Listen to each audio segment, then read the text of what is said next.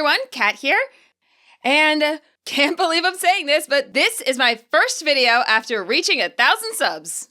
Oh gosh, please live up to the hype, little video. Please, please, please. Now, I've been a Pokemon fan since the start of the franchise. And like many fans, I've had my headcanons and my Fakemon, and yes, even my fanfiction. I haven't really stopped that, as my own channel will attest to.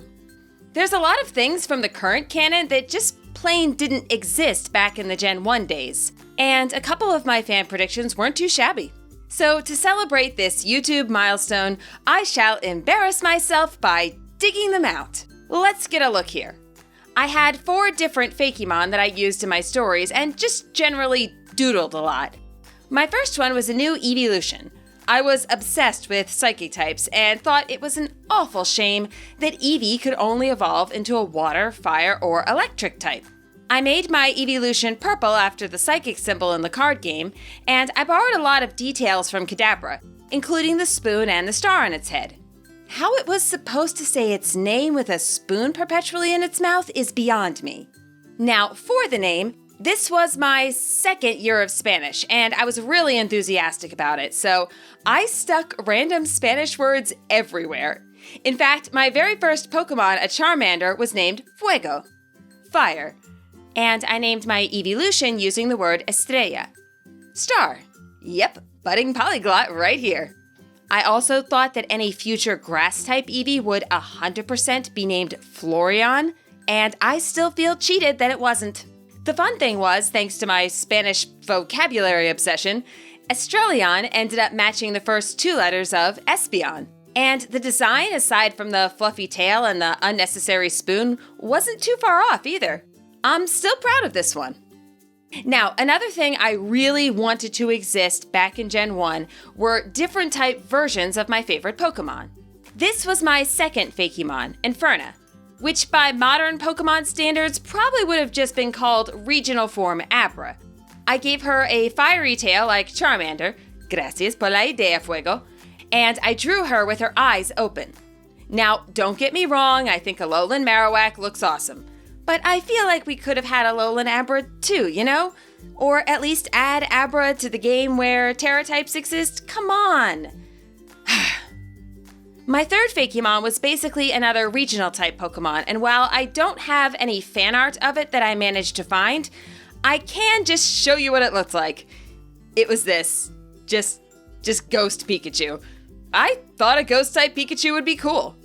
Oh, hello, Mimikyu. And you're a Fairy type too? Nice. Dang, I wish Alola had existed back then. And finally, number 4 was a completely original Mon I named Mystique. Ice types had this mystical allure back in Gen 1. There were only 5 of them, and for 3 of those 5, you could only get 1 of them per game. It makes sense why Lorelei of the Elite Four trains this typing. I wanted my own rare ice monster, and it absolutely had to have a snowflake tail. By the way, if you touch that part, you would instantly freeze. My card version translated it as paralyzed for 2 turns. Totally fair gameplay. Okay, I've covered the Fakemon, which I knew would be the bulk of this memory lane trip. But there was one more element of the fandom I was really into back then. And still am. See, I loved to make Pokemon videos. And my favorite video involved the main cast of the anime turning into Pokemon and battling a villain. Also, Sabrina was with them because I was obsessed with her. Sadly, the only copy I have started life as a low-res file with VHS footage recorded off UPN, exported back onto VHS, then exported yet again onto a DVD. And if all of that sounds like random letters to you, just trust me, it's bad. But I promise you that the following is a painfully accurate, cringy recreation. Here we go!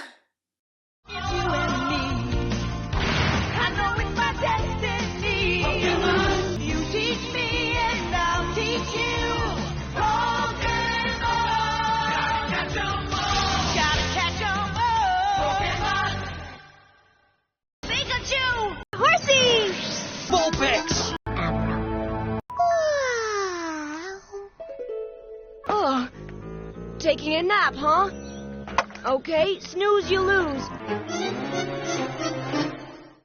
Well, that was it.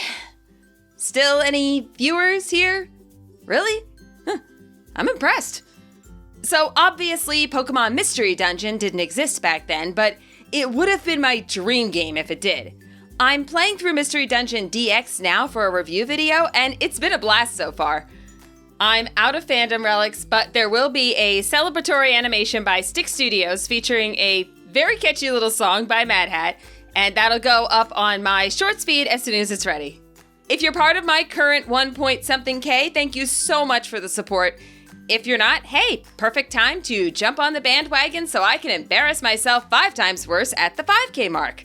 Seriously though, thanks again so much, and until next time, happy reading and happy training!